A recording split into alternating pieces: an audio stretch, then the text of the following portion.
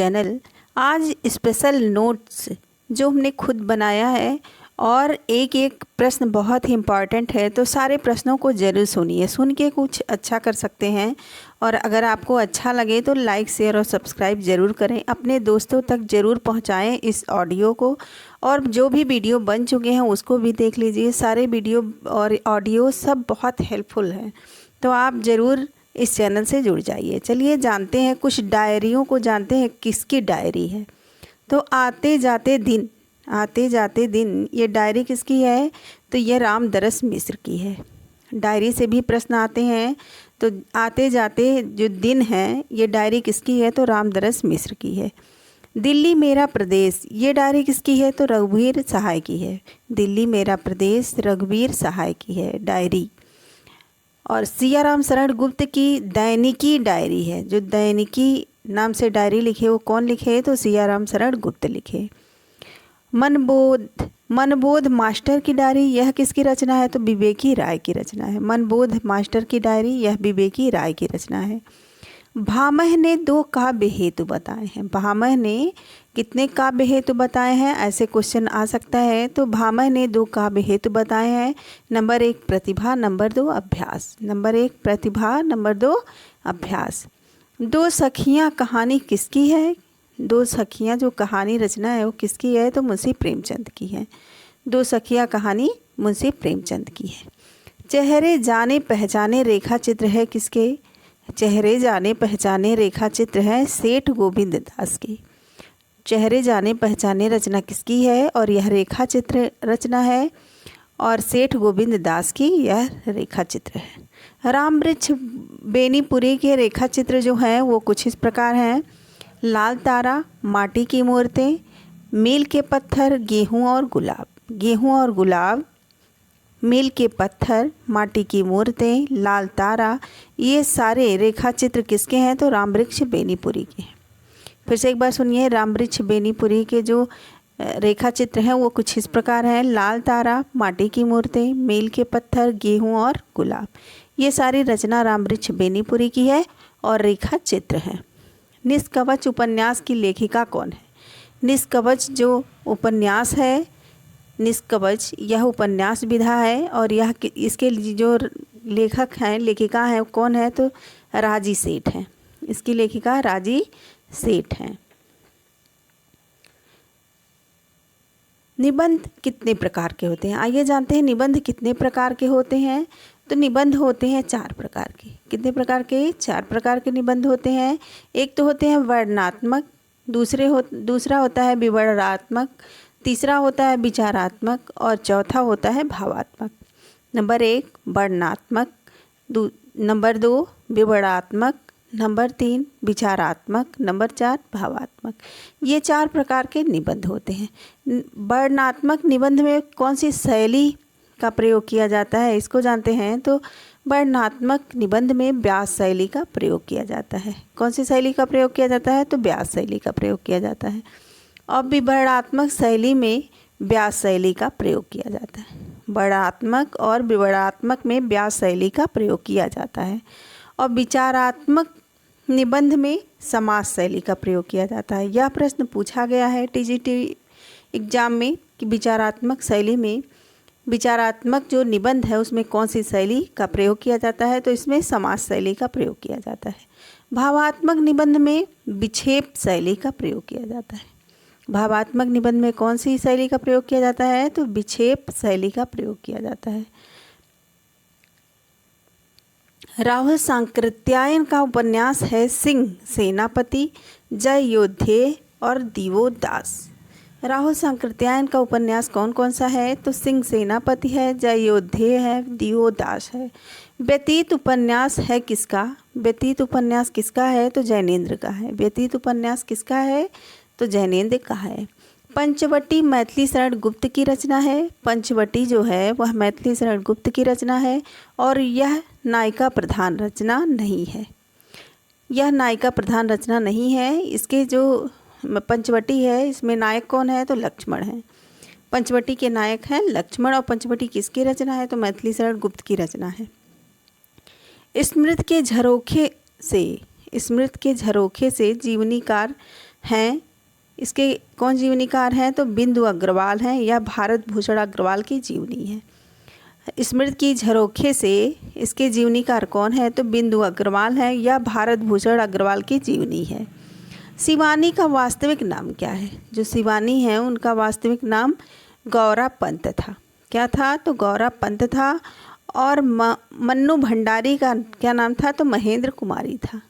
मन्नू भंडारी का क्या नाम था? तो महेंद्र कुमारी नाम था। तरन तनुजा तट तमाल तरुअर बहुछाए पंक्ति में यह भारतेंदु की रचना है। किसकी रचना है? तरन तनुजा तट तमाल तरुअर बहुछाए पंक्ति किसकी रचना है? तो भारतेंदु की रचना है। और इसमें अनुप्रास अलंकार है। कौन सा अलंकार है? तो अनुप्रास अलंकार है। महादेवी वर्मा को किस काव्य संग्रह पर ज्ञानपीठ पुरस्कार प्रदान किया गया था? तो यामा पर इनको ज्ञानपीठ पुरस्कार दिया गया था। महादेवी वर्मा को किस काव्य संग्रह पर ज्ञानपीठ पुरस्कार दिया गया था? तो इनको यामा पर ज्ञानपीठ पुरस्कार दिया गया था। नेक्स्ट है, केंद्रीय हिंदी संस्थान का मुख्यालय स्थित है कहाँ?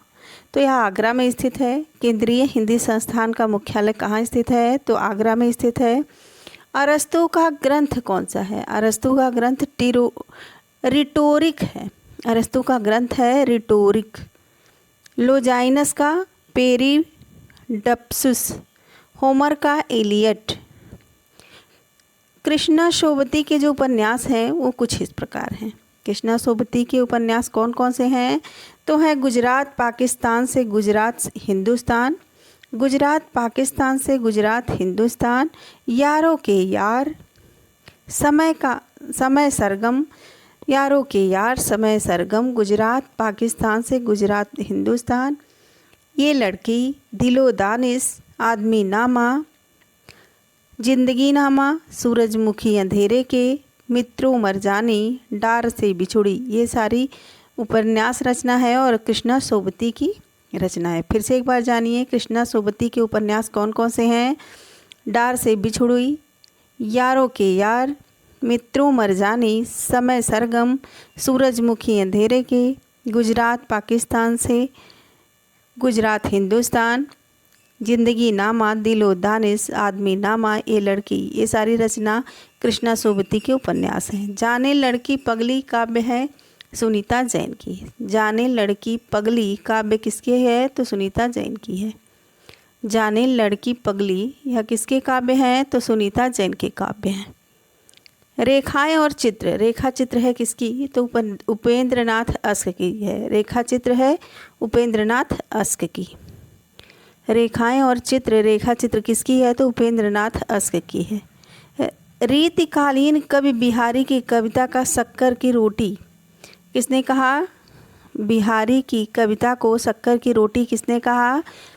तो पदम सिंह शर्मा ने कहा। रीतिकालीन कवि बिहारी की कविता के शक्कर की रोटी किसने कहा? तो ये पदम सिंह शर्मा ने कहा। पदम सिंह शर्मा ने कहा शक्कर की रोटी किसको? कविता को, तो बिहारी की कविता को। और बिहारी किस काल के कवि थे? तो रीतकालीन कवि थे। हम दीवानों की क्या हस्ती है, आज यहाँ कल वहाँ चले, यह किसकी पंक्ति है? तो भगवती चरण वर्मा की पंक्ति है। भगवती चरण वर्मा की पंक्ति है। हम दीवानों की क्या हस्ती है, आज यहाँ कल वहाँ चले, तो यह किसकी पंक्ति है? तो भगवती चरण वर्मा की पंक्ति है। भगवती चरण वर्मा की पंक्ति है। भारत में थियोसॉफिकल सोसाइटी के प्रचारक कौन थे? भारत में थियोसॉफिकल सोसाइटी का प्रचारक कौन था? तो ये एनी बेसेंट थी। एनी बेसेंट थी। यह पीजीटी परीक्षा 2021 में पूछा गया प्रश्न है। ब्रह्म समाज के संस्थापक कौन थे? तो ब्रह्म समाज के संस्थापक जो थे वो थे राजा राम मोहन राय। राजा राम मोहन राय ब्रह्म समाज के संस्थापक थे। ब्रह्म समाज की स्थापना राजा राम मोहन राय ने 1828 ईस्वी में कलकत्ता में किया था। कहाँ किया था? तो कलकत्ता में किया था। और कब किया था? तो 1828 ईस्वी में किया था। आर्य समाज की स्थापना कब हुई थी? तो 1875 ईस्वी में मुंबई में हुई थी। फिर से एक बार जानिए कि आर्य समाज की स्थापना 1875 ईस्वी में मुंबई में हुई थी और ब्रह्म समाज की स्थापना राजा राम मोहन ने की थी और 1828 ईस्वी में कलकत्ता में किया था। प्रार्थना समाज की स्थापना 1867 ईस्वी में मुंबई में हुआ था। प्रार्थना समाज की स्थापना मुंबई में 1867 ईस्वी में हुआ था। रामकृष्ण मिशन की स्थापना कब हुई थी? तो 1897 ईस्वी में हुई थी। 1897 ईस्वी में हुई थी। लड़कियां उपन्यास है ममता कालिया का। लड़कियां उपन्यास किसका है? तो ममता कालिया का है। ये लड़की उपन्यास किसका है? तो कृष्णा सोबती का है। ये लड़की उपन्यास किसका है? तो कृष्णा सोबती का है। पीली छतरी वाली लड़की कहानी है किसकी? तो उदय प्रकाश की कहानी है। उदय प्रकाश की कहानी है पीली छतरी वाली लड़की। रेखाएं और रंग रेखा चित्र किसके हैं? तो विनय मोहन शर्मा के हैं। रेखाएं और रंग रेखा चित्र किसके हैं? तो विनय मोहन शर्मा के। प्रकाश चंद्र गुप्त के चलचित्र हैं रेखा चित्र। रेखा चित्र नाम से रेखा चित्र किसने लिखा? तो प्रकाश चंद्र गुप्त ने लिखा। रेखा चित्र नाम से रेखा चित्र लिखा है प्रकाश चंद्र गुप्त ने। चेहरे जाने पहचाने रेखा चित्र किसके हैं? तो सेठ गोविंद दास के हैं। चेहरे जाने पहचाने यह रेखा चित्र है और यह किसकी रचना है? तो सेठ गोविंद दास की रचना है। सेठ गोविंद दास की रचना है। नेक्स्ट है, इस तरह के ऑडियो और वीडियो देखने के लिए आप चैनल को सब्सक्राइब ज़रूर करें, क्योंकि बहुत सारे प्रश्नों को समाहित करके हम वीडियो या ऑडियो बनाते हैं। तो आप ज़रूर इस चैनल से जुड़ जाइए और सारे प्रश्न आपके लिए बहुत ही हेल्पफुल होंगे। और अगर आपके दोस्त हैं या आपकी सहेलियां हैं तो आप उनके तक ये सारे वीडियो ज़रूर पहुंचाइए ऑडियो। और अगर आपको अच्छा लगे तो लाइक शेयर और सब्सक्राइब ज़रूर करें। तो आइए जानते हैं प्रश्न, बीथी क्या है? बीथी रूपक है। बीथी क्या है? तो रूपक है। यह क्वेश्चन आया हुआ है टीजीटी में। भाववाच्य में क्रिया होती है अकर्मक। भाववाच्य में क्रिया क्या होती है? तो अकर्मक होती है। सकर्मक में क्रिया कौन सी होती है? तो कर्मवाच्य होती है। सकर्मक में क्रिया कौन सी होती है? तो कर्मवाच्य होती है। और सकर्मक अकर्मक दोनों अगर क्रिया होती है तो उसमें कौन सा वो होता है? वाच्य होता है, तो कृतवाच्य होता है। तुलसीदास के दोहावली में कितने कांड होते हैं? तुलसीदास की दोहावली में 7 कांड नहीं है। तुलसीदास के दोहावली में 7 कांड नहीं है। और 7 कांड वाले जो इनकी रचना है, तुलसीदास की जो 7 कांड वाली रचना है वो सारे कुछ इस प्रकार हैं। रामचरितमानस और कवितावली, गीतावली, इसमें 7 कांड हैं। 7 कांड वाली रचना कौन कौन सी है? तो रामचरितमानस है, कवितावली है और गीतावली है। गीतावली है और कवितावली है, 7 कांड वाली रचना। ज्ञानपीठ पुरस्कार और हिंदी साहित्य से संबंधित कुछ प्रश्नों को हम लोग जानते हैं कि पहला ज्ञानपीठ पुरस्कार 1963 ईस्वी में मलयालम लेखक जी शंकर कुरूप को ओट कुशल के लिए प्रदान किया गया। फिर से जानिए कि पहला ज्ञानपीठ पुरस्कार 1963 ईस्वी में दिया गया। किसको दिया गया? तो मलयालम लेखक जी शंकर कुरूप को दिया गया और यह ओट कुशल के लिए प्रदान किया गया। स्थापना इसकी कब हुई थी? ज्ञानपीठ पुरस्कार जो और हिंदी साहित्य, इसमें ये कब इसकी स्थापना हुई थी? तो 1961 ईस्वी में हुई थी। ज्ञानपीठ पुरस्कार की स्थापना 1961 में हुई थी। और इसके जो यह भारतीय साहित्य के लिए दिया जाने वाला सर्वोच्च पुरस्कार है। यह भारतीय साहित्य के लिए दिया जाने वाला, क्वेश्चन आ सकता है कि भारतीय साहित्य के लिए दिए जाने वाला सर्वोच्च पुरस्कार कौन सा है? तो ज्ञानपीठ पुरस्कार है। और इसकी स्थापना कब हुई थी? तो 1961 ईस्वी में हुई थी। और इसके संस्थापक कौन थे? तो श्री साहू शांति प्रसाद जैन थे। इसके संस्थापक कौन थे? तो श्री साहू शांति प्रसाद जैन थे। संविधान की 8वीं अनुसूची में निहित 22 भाषाओं में किसी भी भाषा के भारतीय साहित्यकार को दिया जाता है। या 22 भाषाओं जिसकी मान्यता अनुसूची, जिसका संविधान की 8वीं अनुसूची में जो निहित है 22 भाषाएं, उसके लिए किसी भी भाषा के लिए यह पुरस्कार दिया जाता है। 1982 तक लेखक की एकल कृति के लिए दिया जाता था। जो ये 1982 तक यह लेखक की एकल कृति के लिए दिया जाता था। 1983 से संपूर्ण रचना कर्म पर दिया जाने लगा यह पुरस्कार। ज्ञानपीठ पुरस्कार अब संपूर्ण रचना पर दिया जाता है। इस पुरस्कार की धनराशि 11 लाख रुपए, प्रशस्ति पत्र और वाग्देवी की कांस्य प्रतिमा है। पहले यह धनराशि 1,00,000 रुपये थी। पहले यह धनराशि कितनी थी? तो 1,00,000 रुपये थी। अब कितनी हो गई है? अब 11,00,000 रुपये हो गई है। अष्टछाप के कवियों की स्थापना कब हुई थी? अष्टछाप की कब 1556 में हुई थी। अष्टछाप कवियों की स्थापना कब हुई थी? तो अष्टछाप की स्थापना कब हुई थी? तो 1556 ईस्वी में हुई थी। रूपक के कितने भेद होते हैं? आइए जानते हैं। रूपक से भी प्रश्न बनते हैं, तो आइए जानते हैं रूपक के कितने भेद होते हैं। रूपक के 10 भेद होते हैं। कितने होते हैं? तो रूपक के 10 भेद होते हैं। नंबर 1 नाटक, नंबर 2 प्रकरण, नंबर 3 भाड़, नंबर 4 व्यायोग, नंबर 5 समवाकार, नंबर 6 डिम, नंबर 7 इहामृग, नंबर 8 अंक, नंबर 9 बीथी, नंबर 10 प्रहसन। बीथी से प्रश्न बना हुआ है कि बीथी क्या है? तो बीथी रूपक है। तो रूपक के कितने भेद होते हैं? 10 भेद होते हैं। नाटक, प्रकरण, भाड़, व्यायोग, समवाकार, डिम, इहामृग, अंक, बीथी, प्रहसन, ये सारे रूपक हैं। ललित निबंधकार त्रयी के नाम से जाने जाते हैं कौन? ललित निबंधकार त्रयी के नाम से जाने जाते हैं हजारी प्रसाद द्विवेदी, कुबेरनाथ राय, विद्यानिवास मिश्र। ललित निबंधकार त्रयी के नाम से जाने जाते हैं कौन कौन? तो हजारी प्रसाद द्विवेदी, कुबेरनाथ राय, विद्यानिवास मिश्र। विद्यानिवास मिश्र, कुबेरनाथ राय, हजारी प्रसाद द्विवेदी, ये सब ललित निबंधकार त्रयी के नाम से जाने जाते हैं। निराला को छायावाद का सलाका पुरुष कहा जाता है। निराला को क्या कहा जाता है? तो छायावाद का सलाका पुरुष कहा जाता है। ये सारे मेरे बनाए हुए नोट्स हैं, तो आप ज़रूर इसको पूरा सुनिए, क्योंकि सारे प्रश्न बहुत ही इम्पॉर्टेंट हैं। एक एक प्रश्नों को चुन के लेके आए हैं। तो अगर आपको अच्छा लगे तो लाइक, शेयर और सब्सक्राइब ज़रूर करें। अगर आपको हेल्पफुल लगे या वीडियो ऑडियो, बहुत सारे ऑडियो और वीडियो बन भी चुके हैं, उसको भी देख लीजिए, आपके ये पेपर में काम आने वाले हैं।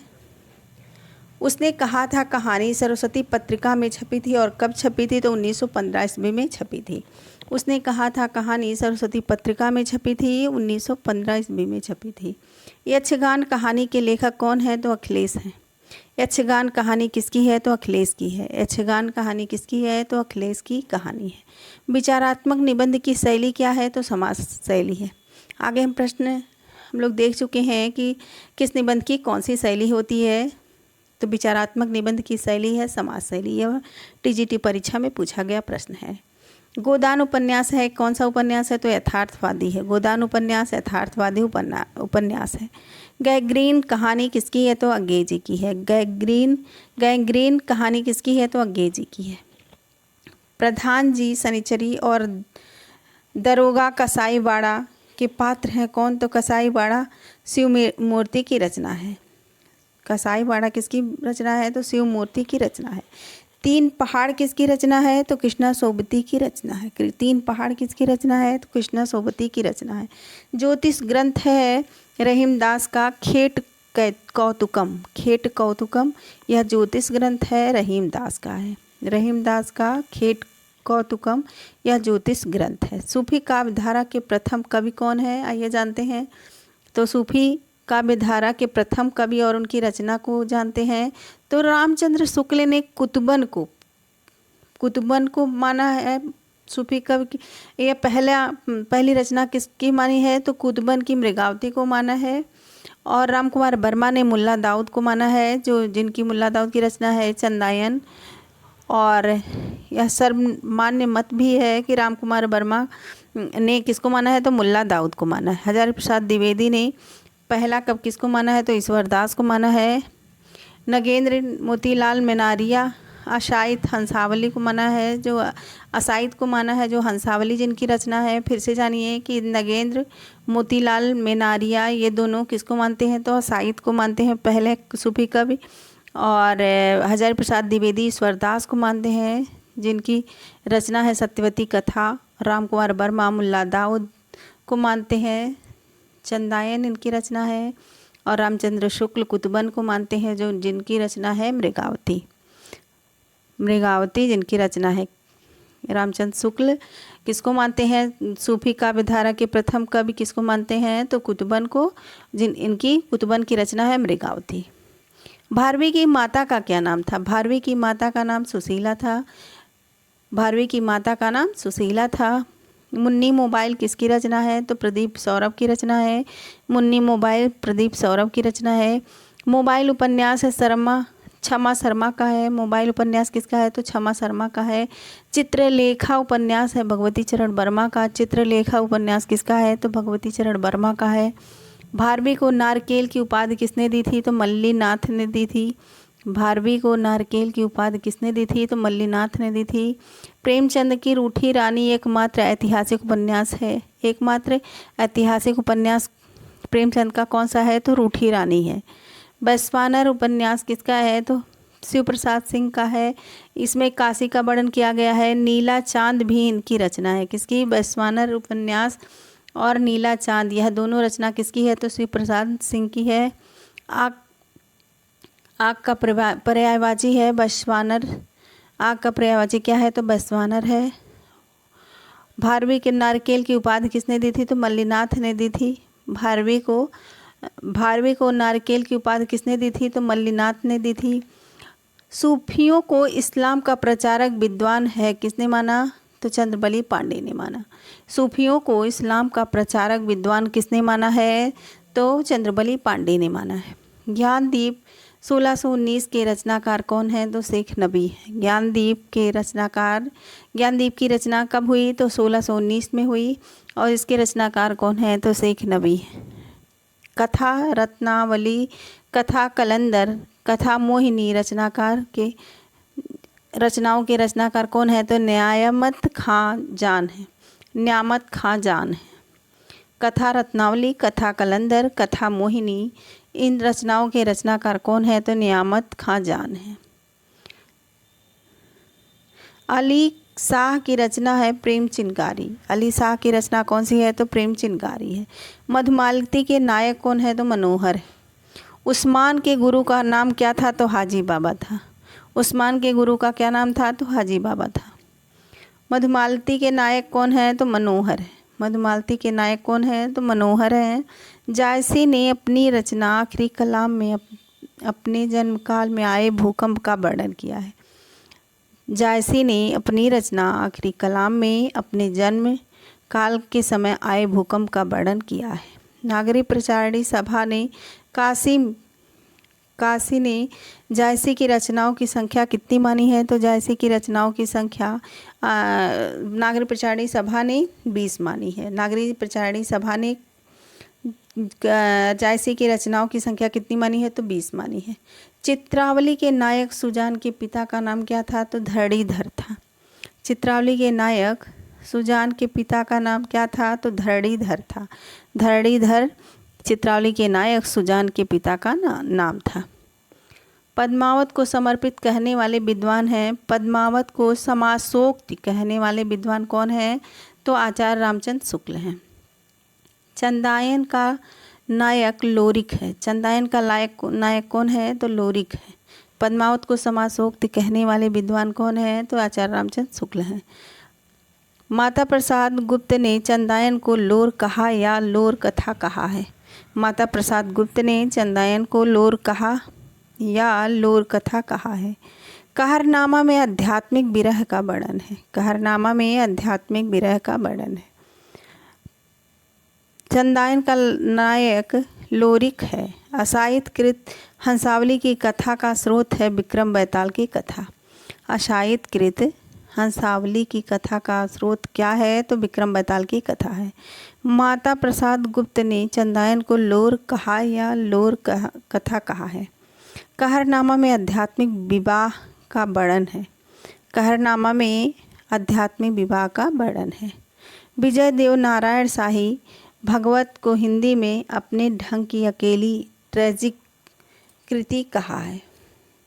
विजय देव नारायण शाही पद्मावत को हिंदी में अपने ढंग की अकेली ट्रेजिक कृति कहा है।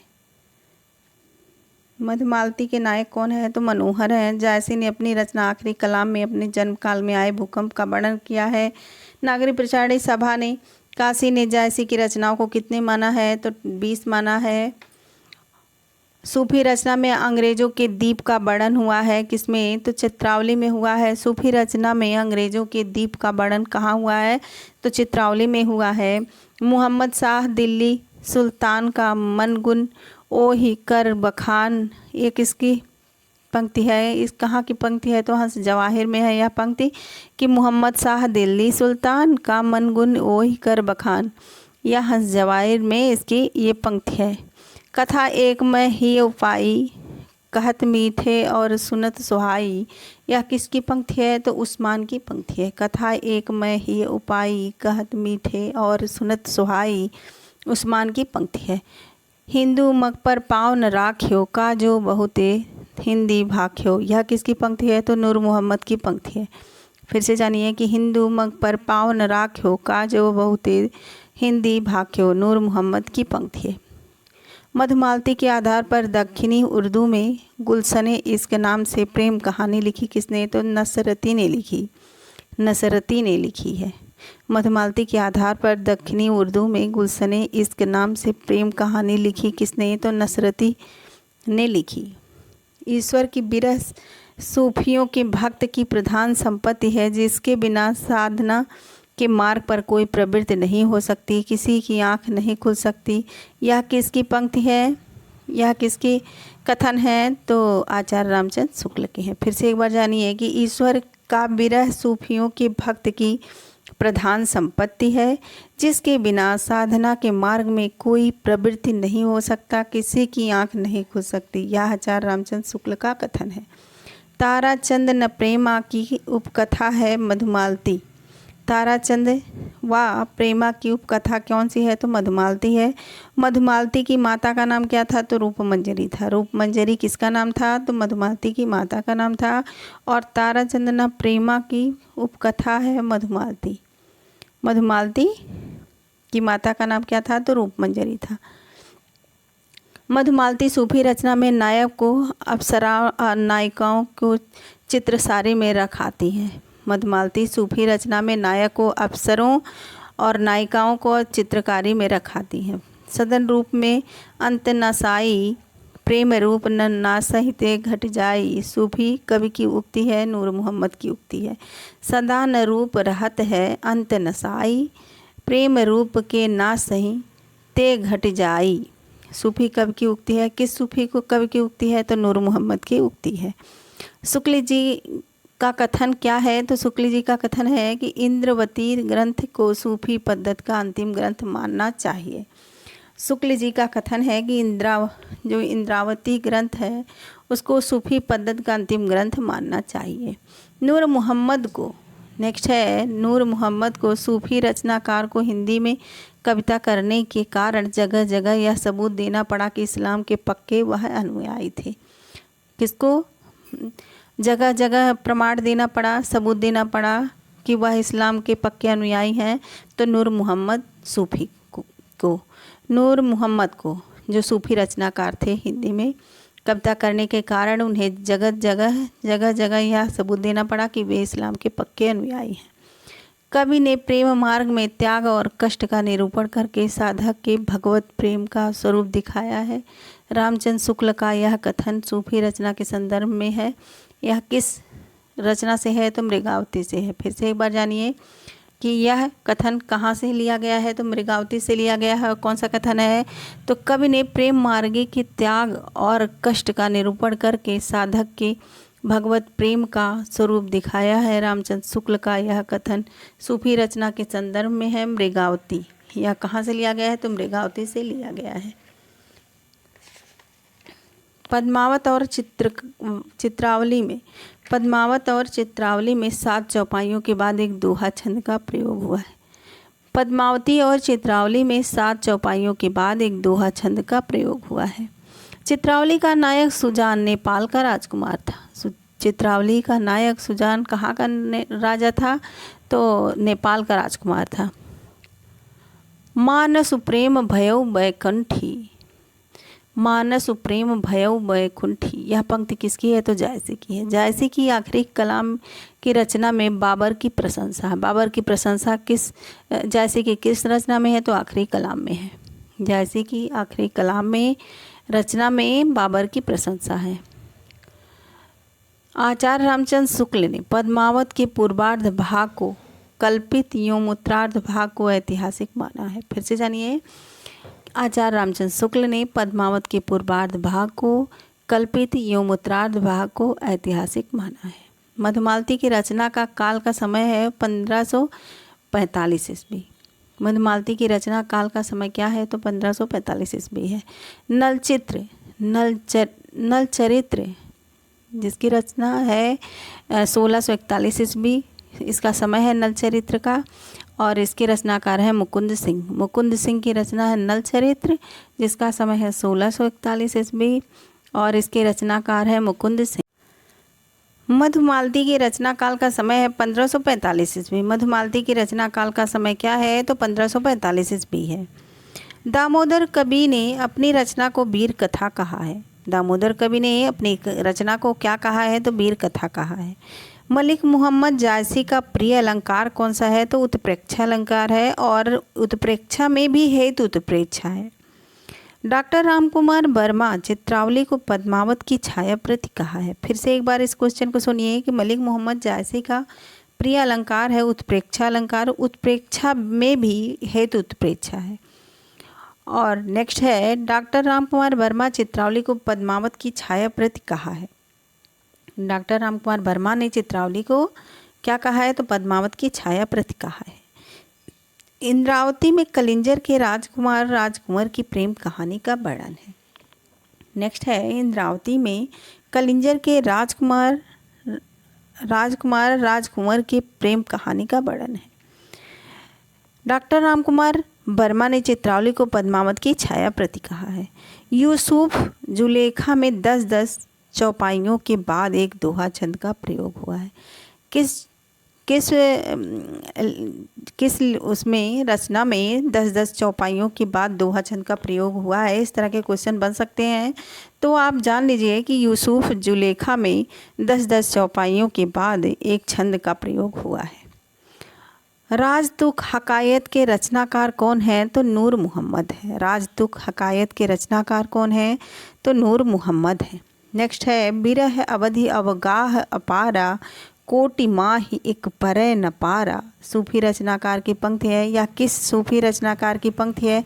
तो यह मंझन की पंक्ति है। फिर से सुनिए, बिरह अवधि अवगाह अपारा कोटि माहि एक परय न पारा। सूफी रचनाकार की पंक्ति है मंझन की, या मंझन की पंक्ति है। सूफी रचना की जो अवस्था है वह कुछ इस प्रकार है। सूफी रचना की अवस्था को आज जानते हैं कि प्रथम अवस्था कौन सी है, द्वितीय अवस्था कौन सी है, और तृतीय अवस्था कौन सी है, और चतुर्थ अवस्था कौन सी है। इस तरह के क्वेश्चन बनते हैं।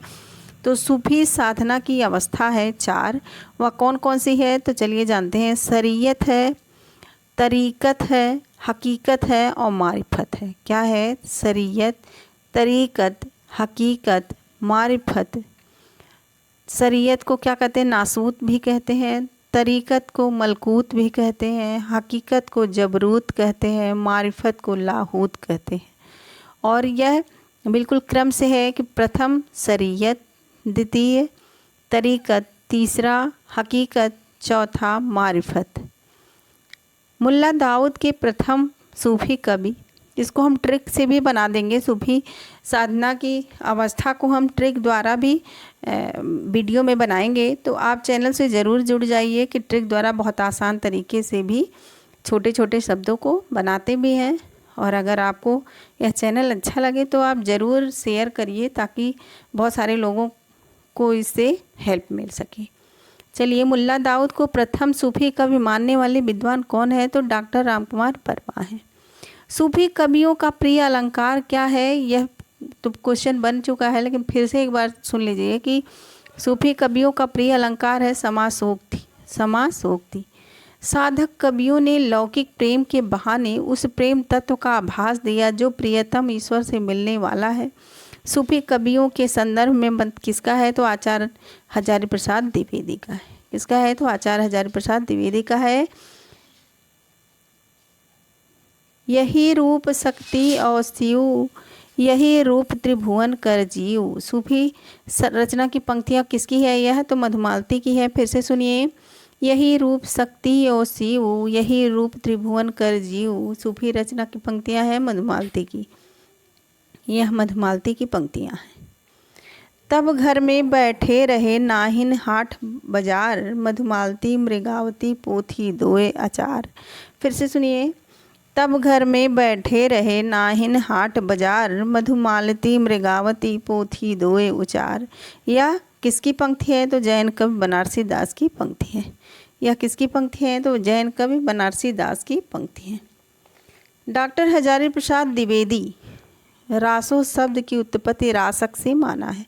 डॉक्टर हजारी प्रसाद द्विवेदी ने रासो शब्द किसे माना है? रासो शब्द की उत्पत्ति रासक से माना है। बौद्ध गान ओ दोहा किन की रचनाओं का संग्रह है? तो सिद्धों की। संकलन करता है इसके डॉक्टर हजारी प्रसाद हरप्रसाद शास्त्री। डॉक्टर हरप्रसाद शास्त्री। बौद्ध गान ओ दोहा किन की रचनाओं का संग्रह है? तो यह सिद्धों की रचनाओं का संकलन करता है। इसके कौन? तो डॉक्टर हरप्रसाद शास्त्री। आदिकाल में अभिमान मेरु किसे कहा गया है? तो पुष्पदंत को अभिमान मेरु कहा जाता है। स्वयंभू को वाल्मीकि कहा गया है आदिकाल में। स्वयंभू को वाल्मीकि कहा गया है किस काल में? तो आदिकाल में। भविष्यत कहा के रचनाकार कौन है? तो धनपाल हैं। भविष्यत कहा के रचनाकार कौन है? तो धनपाल हैं। जैनेन्द्र की पहली कहानी फांसी है। इसका प्रकाशन वर्ष 1929 ईस्वी है। अलमा कबूतरी रचना किसकी है? तो मैत्रेय पुष्पा की है। अलमा कबूतरी रचना किसकी है? तो मैत्रेय पुष्पा की है। मैं बोरी साइल रचना किसकी है? तो महुआ माझी की है। आवा रचना किसकी है? तो यह चित्रा मृदुगल की रचना है। आवा रचना है चित्रा मृदुगल की।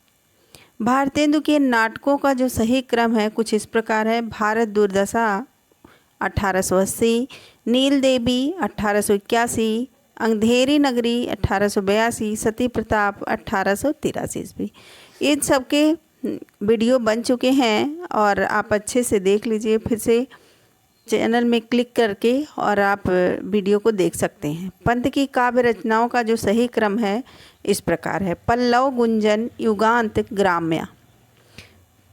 भारतेंदु के नाटकों का सही क्रम है भारत दुर्दशा, नील देवी, अंधेरी नगरी और सती प्रताप।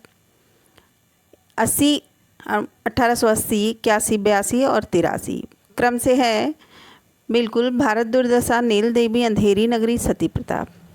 और पंत की काव्य रचनाओं का सही क्रम है पल्लव, गुंजन, युगांत, ग्राम्य। 1928 पल्लव, गुंजन 1932, युगांत 1936, ग्राम्य ये 1940 ईस्वी। जयशंकर प्रसाद के बारे में जानते हैं। जयशंकर प्रसाद का जन्म 1889 ईस्वी में काशी में हुआ था और इनका निधन 1937 ईस्वी में हुआ। बचपन का नाम जयशंकर प्रसाद का झारखंडी था और उपनाम कलाधर था और यह सुघनी साहू परिवार से थे। आधुनिक कविता का सुमेर उनको कहा अज्ञे जी ने। आधुनिक कविता का सुमेर किसने कहा? तो अज्ञे जी ने कहा। किसको? जयशंकर प्रसाद को आधुनिक कविता का सुमेर कहा जाता है। और कौन कहा? तो अज्ञे जी ने कहा। छायावाद का जनक तथा छायावाद का ब्रह्मा किसने कहा? तो जयशंकर प्रसाद ने कहा। भारतीय संस्कृति का पुनरुद्धारक कवि भी शुक्ल जी को कहा जाता है। भारतीय संस्कृति का पुनरुद्धारक कभी कहा किसने कहा? तो शुक्ल जी ने कहा। किसको कहा? जयशंकर प्रसाद को कहा। आचार्य हजारी प्रसाद द्विवेदी ने आदिकाल को अत्यधिक व्याघातों एवं विरोधों का युग कहा है। आचार्य हजारी प्रसाद द्विवेदी ने फिर से सुनिए कि आचार्य हजारी प्रसाद द्विवेदी ने आदिकाल को अत्यधिक व्याघातों एवं विरोधों का युग कहा है। आचार्य रामचंद्र शुक्ल ने आदिकाल को अंतर्दृष्टि लोक प्रवृत्ति का युग कहा है। आचार्य रामचंद्र शुक्ल ने आदिकाल को अंतर्दृष्टि लोक प्रवृत्ति का युग कहा है। डॉक्टर धीरेन्द्र वर्मा ने आदिकाल का नाम अपभ्रंश काल दिया है। अपभ्रंश काल नाम किसने दिया है? तो डॉक्टर धीरेन्द्र वर्मा ने दिया है। पृथ्वीनाथ कमल कुलश्रेष्ठ ने अंधकार काल कहा है। अंधकार काल कहा है किसने? तो पृथ्वीनाथ कमल कुलश्रेष्ठ ने। वासुदेव सिंह ने उद्भव काल कहा है। वासुदेव सिंह ने आदिकाल को क्या कहा है? तो उद्भव काल कहा है। हिंदी के प्रथम कवि कौन है? तो सराहपा हैं। हिंदी के प्रथम कवि सराहपा हैं। हिंदी की प्रथम रचना कौन सी है? तो श्रावकाचार है, जो 933 ईस्वी की रचना है। और इसके रचनाकार कौन है? तो आचार्य देवसेन हैं। आचार्य देवसेन हैं। हिंदी की प्रथम रचना के रचनाकार आचार्य देवसेन हैं और रचना का नाम है श्रावकाचार। समय है 933 ईस्वी। हिंदी बोली हिंदी के प्रथम कवि अमीर खुसरो हैं। हिंदी खड़ी बोली के प्रथम कवि कौन हैं? तो अमीर खुसरो हैं। आधुनिक खड़ी बोली के प्रथम कवि श्रीधर पाठक हैं। आधुनिक खड़ी बोली के प्रथम कवि कौन है? तो श्रीधर पाठक हैं। खड़ी बोली हिंदी के प्रथम महाकवि हरिऔध हैं। खड़ी बोली हिंदी के प्रथम महाकवि हरिऔध हैं। सबसे बड़ा बाल कांड है, कांड में सबसे बड़ा बाल कांड है। सबसे छोटा कौन सा है? तो किष्किंधा कांड है। और सबसे सुंदर कांड कौन सा है? तो 5वां है सुंदर कांड।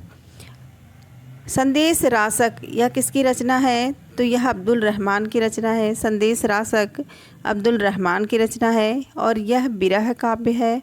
यह विक्रमपुर की बिरहड़ी का वर्णन है। इसमें विक्रमपुर की बिरहड़ी का वर्णन है। इसमें मेघदूत की परंपरा भी मिलती है। इसमें संदेश रासक में मेघदूत की परंपरा भी मिलती है। राउल बेल के बारे में जानते हैं। तो राउल बेल यह क्या है? तो चंपू काव्य है। और चंपू काव्य कहते किसको हैं? तो गद्य पद्य मिश्रित काव्य को क्या कहते हैं?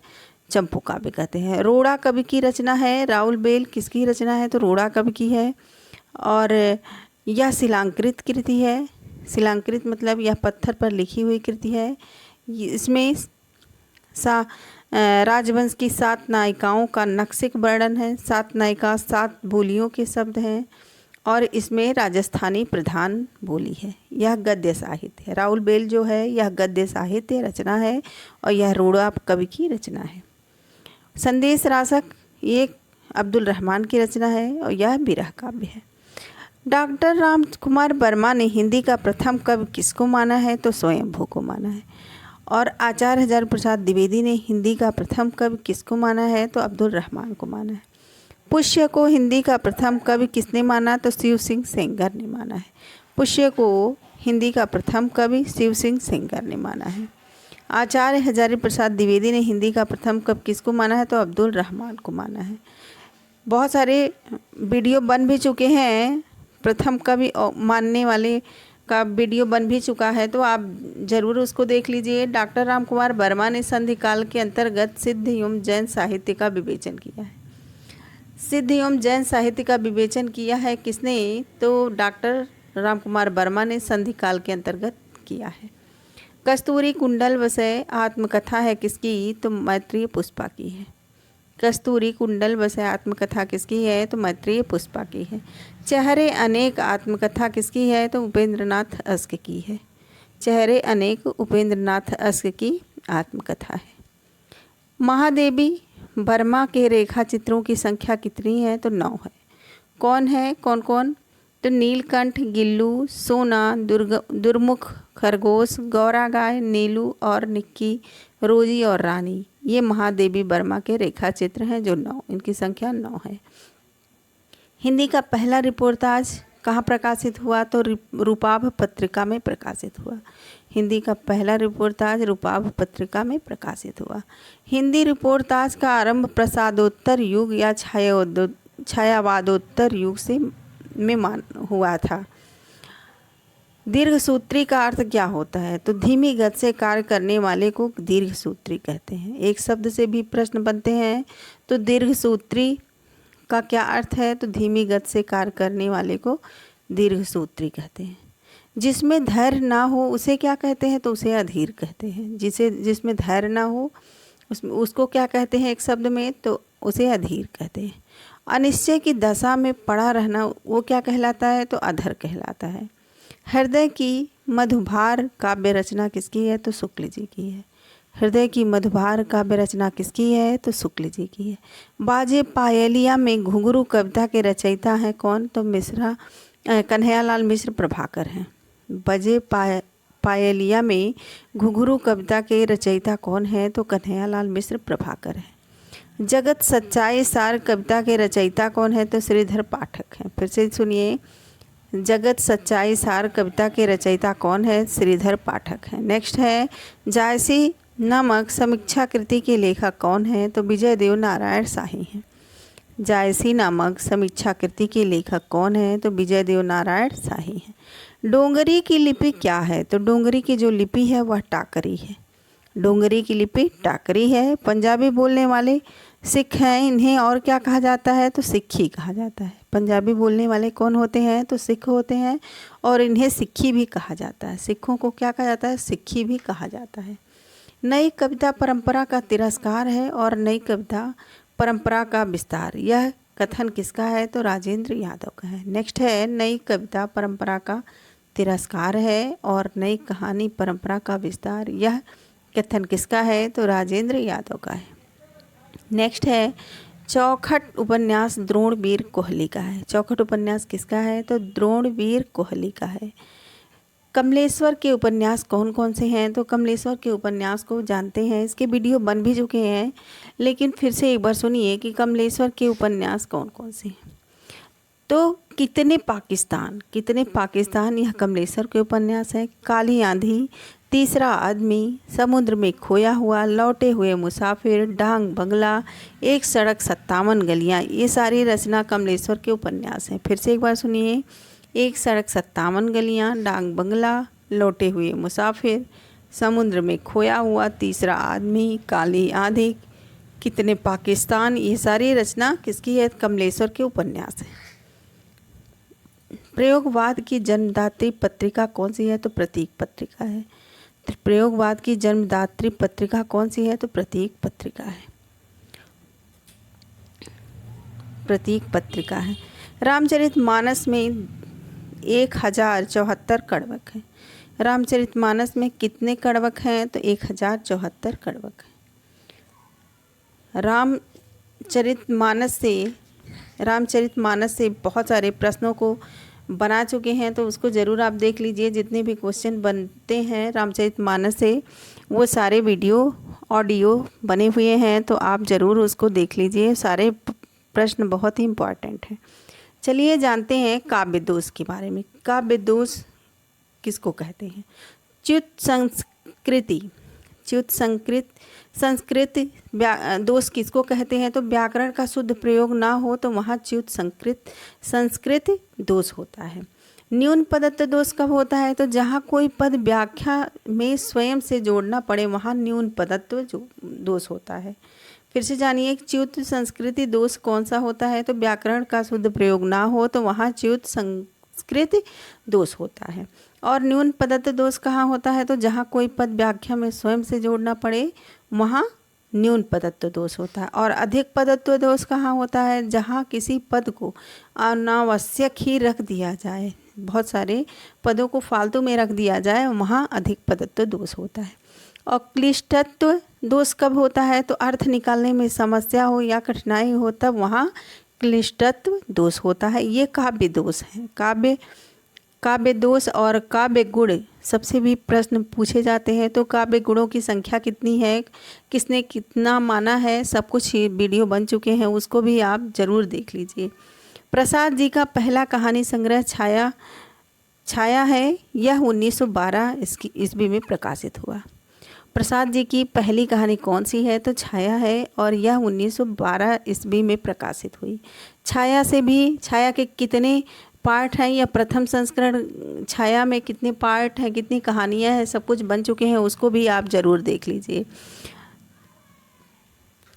इतिहास शब्द की व्युत्पत्ति एवं अर्थ को जानते हैं। तो इतिहास शब्द की व्युत्पत्ति एवं अर्थ कुछ इस प्रकार है। तो इति का मतलब होता है ऐसा, इति प्लस हा प्लस आस, इति प्लस हा प्लस आस, यानी इत का मतलब होता है ऐसा, हा का मतलब होता है निश्चित ही, और आस का मतलब होता है घटित हुआ। यानी इसका अर्थ होता है कि ऐसा निश्चित ही घटित हुआ है। यानी इतिहास का क्या अर्थ हुआ? तो ऐसा निश्चित ही घटित हुआ है। मुहिम महिम भट्ट द्वारा प्रतिपादित सिद्धांत कौन सा है? तो अनुमानवाद है। अनुमानवाद किसका सिद्धांत है? तो महिम भट्ट के द्वारा प्रतिपादित सिद्धांत है। रीति संप्रदाय के प्रवर्तक आचार्य वामन है। रीति संप्रदाय के प्रवर्तक कौन है? तो आचार्य वामन है। मेरे नैना विरह की बेल भई पंक्ति के रचयिता कौन है? तो सूरदास है। मेरे नैना विरह की बेल भई पंक्ति के रचयिता कौन है? तो सूरदास है। और यह पंक्ति उन्होंने रोते रोते गाया था। कौन? सूरदास। मेरे नैना विरह की बेल भई पंक्ति के रचयिता कौन है? तो सूरदास है। और यह पंक्ति उन्होंने रोते रोते गाया था। वह हृदय नहीं वह पत्थर है जिसमें स्वदेश का प्यार नहीं। यह किसकी पंक्ति है? तो गया प्रसाद शुक्ल स्नेही की पंक्ति है। यह टीजीटी परीक्षा में पूछा गया प्रश्न है कि वह हृदय नहीं वह पत्थर है जिसमें स्वदेश का प्यार नहीं। यह गया प्रसाद शुक्ल स्नेही की काव्य पंक्तियाँ हैं। फिर से जानिए। नेक्स्ट, अधिकार खोकर बैठना यह महादुष्कर्म है। पंक्ति के रचयिता कौन है? तो मैथिली शरण गुप्त है। अधिकार खोकर बैठना यह महादुष्कर्म है। पंक्ति के रचयिता कौन है? तो मैथिली शरण गुप्त है। और यह कहाँ से लिया गया है? तो जयद्रथ वध के प्रथम सर्ग के प्रथम भाग से अवतरित है। अधिकार खोकर बैठना यह महादुष्कर्म है। पंक्ति के रचयिता कौन है? तो मैथिली शरण गुप्त है। और यह कहाँ से लिया गया है? तो जयद्रथ वध के प्रथम सर्ग के प्रथम भाग से अवतरित है।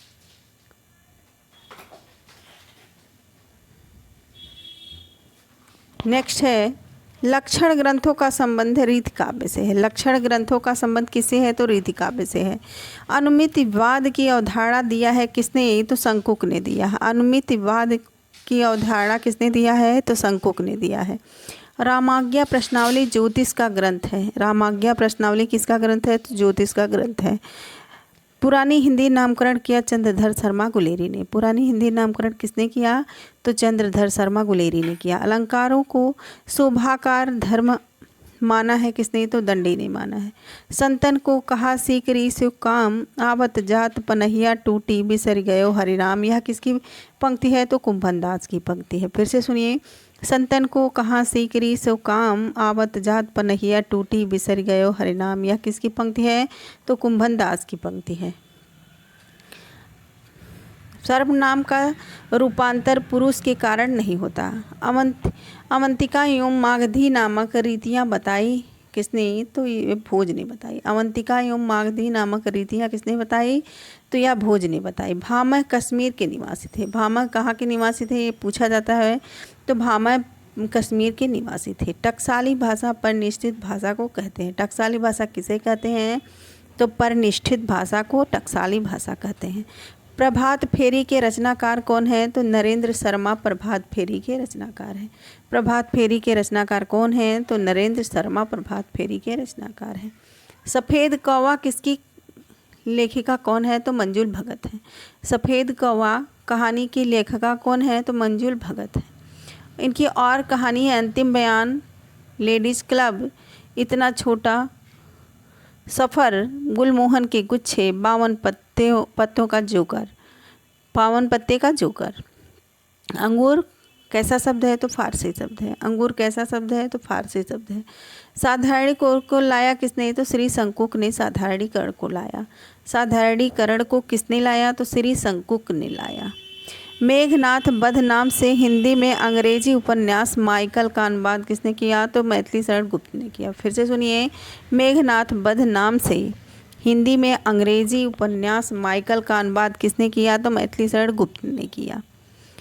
मंजुल भगत की कहानी को जानते हैं कि कौन कौन सी है उनकी कहानी? तो सफ़ेद कौवा है, अंतिम बयान है, लेडीज़ क्लब है, इतना छोटा सफ़र, गुलमोहन के गुच्छे, 52 पत्ते का एक जोकर। ये सारी रचना कहानी रचना है और मंजुल भगत की रचना है।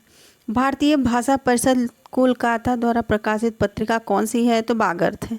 बागर्थ है भारतीय भाषा परिषद कोलकाता द्वारा प्रकाशित पत्रिका। भारतीय नारी की समस्याओं को आधार बनाकर महादेवी वर्मा ने कौन सा ग्रंथ लिखा? तो श्रृंखला की कड़ियाँ। श्रृंखला की कड़ियाँ महादेवी वर्मा की रचना है और यह भारतीय नारी की समस्याओं को आधार बनाकर लिखी गई रचना है। हिंदी में गीत नाट्य परंपरा की प्रथम रचना और उसके रचनाकार कौन है? तो करुणालय है प्रथम रचना और उसके रचनाकार हैं जयशंकर प्रसाद। हिंदी की गीत नाट्य परंपरा की प्रथम रचना है करुणालय और उसके रचनाकार हैं जयशंकर प्रसाद। अंधा युग महाभारत के कथानक पर आधारित है। अंधा युग किसकी रचना है? तो धर्मवीर भारती की रचना है और यह महाभारत के कथानक पर आधारित रचना है। नेक्स्ट है हिंदी शब्दानुशासन के रचनाकार कौन है? तो हिंदी शब्दानुशासन के रचनाकार किशोरीलाल वाजपेयी हैं। नेक्स्ट है कामता प्रसाद गुरु के ग्रंथ हिंदी व्याकरण है। कामता प्रसाद गुरु ने ग्रंथ लिखा कौन सा? तो हिंदी व्याकरण। कामता प्रसाद गुरु को हिंदी का पाणिन कहा जाता है। किसको हिंदी का पाणिन कहा जाता है? तो कामता प्रसाद गुरु को हिंदी का पाणिन कहा जाता है। अखरावट कौन सा ग्रंथ है? तो कोश ग्रंथ है। अखरावट जो है वो कोश ग्रंथ है। प्रेम मार्गी कवि की सूफी कवि कहा जाता है। प्रेम मार्गी कवि को और क्या कहा जाता है? तो सूफी कवि कहा जाता है। यह निर्गुण के उपासक हैं। जो सूफी कवि हैं वह किसके उपासक हैं? तो निर्गुण के उपासक हैं। सूरदास कृष्ण भक्ति शाखा के कवि थे। सूरदास किसके कवि थे? कृष्ण भक्ति के कवि थे। कृष्ण भक्ति शाखा के कवि थे और यह सगुण के उपासक थे। सूरदास कृष्ण भक्ति शाखा के कवि थे और यह सगुण के उपासक थे। पुल्लिंग शब्द है कौन सा? तो मजा। मजा शब्द क्या है? पुल्लिंग है या स्त्रीलिंग है? तो मजा शब्द पुल्लिंग है। सबसे बड़ा सिपहिया के रचनाकार कौन है? तो वीरेंद्र जैन है। यह पुलिस के अत्याचार पर लिखी गई रचना है। सबसे बड़ा सिपहिया पुलिस के अत्याचार पर लिखी गई रचना है और यह वीरेंद्र जैन की रचना है। उपेंद्रनाथ अस्क रचित जोंक प्रतीकात्मक एकांकी है। फिर से सुनिए कि उपेंद्रनाथ अस्क रचित जोंक प्रतीकात्मक एकांकी है। छायावाद की पहली कहानी झरना है 1918 ईस्वी। छायावाद की पहली रचना झरना है 1918 ईस्वी। यह झरना किसकी रचना है? तो जयशंकर प्रसाद की रचना है। कामायनी 1936 ईस्वी की रचना है। कामायनी कब की रचना है? तो 1936 ईस्वी की रचना है। मुल्ला दाऊद अवधी के प्रथम कवि हैं। मुल्ला दाऊद अवधी के प्रथम कवि हैं। दंडी चरित्र गुरु गोविंद सिंह की रचना है। दंडी चरित्र किसकी रचना है? तो गुरु गोविंद सिंह की रचना है। उत्तर अपभ्रंश को पुरानी हिंदी कहा किसने? तो चंद्रधर शर्मा गुलेरी ने कहा उत्तर अपभ्रंश को पुरानी हिंदी। नीलकंठ प्रारंभिक नाम किसका है? तो भवभूत का है। नीलकंठ प्रारंभिक नाम किसका है? तो भवभूत क्या है? भवभूत का नीलकंठ नाम है। नीलकंठ नाम प्रारंभिक नाम किसका है? तो भवभूत का है।